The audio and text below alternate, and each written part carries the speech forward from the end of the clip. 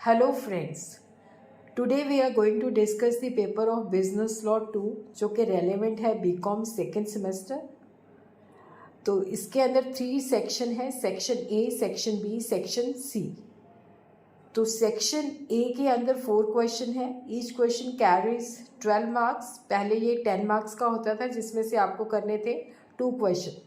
तो section A के अंदर 4 क्वेश्चन है। What do you mean by negotiable instrument? Negotiable instrument का मतलब क्या है?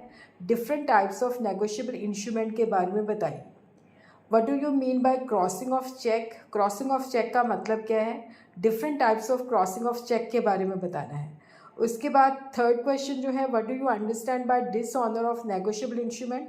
Right down the various method of discharging of negotiable instrument. तो इसके अंदर कुछ पार्ट डिसऑनर से है, कुछ जो है डिस्चार्ज के क्या मेथड्स हैं। फोर्थ क्वेश्चन जो है, right down the important provision of consumer protection act. तो ये 4 क्वेश्चन है जिसमें से आपको करने हैं 2 क्वेश्चन। तो सेक्शन बी के अंदर जो 5th क्वेश्चन है, what is right to information act 2005? Write down the obligation of public authorities. What is central information commission? Explain the power and function of it. तो दिस इज क्वेश्चन 6। तो यहाँ पे हम देखते हैं राइट टू इन्फॉर्मेशन में 2 question आए हुए हैं। Right the provision of in IT Act 2008. What do you understand by Patent Act 1970?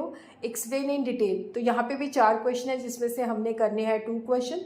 तो सेक्शन सी कंपल्सरी क्वेश्चन है जो अब है, जो चेंज हुआ है तो उसके अंदर आपको करने हैं 11 क्वेश्चन और each question will carry 2 marks. तो 22 मार्क्स के शॉर्ट क्वेश्चन है instead of 30 marks. Meaning of factory, infringement of patent, right of patent, provision regarding employment of women in a factory, right of patentee, working hours of adult in a factory, restoration of lapse patent, powers of information commission, different types of factories, provision regarding employment of children in factory, holder in due course, what is negotiable instrument.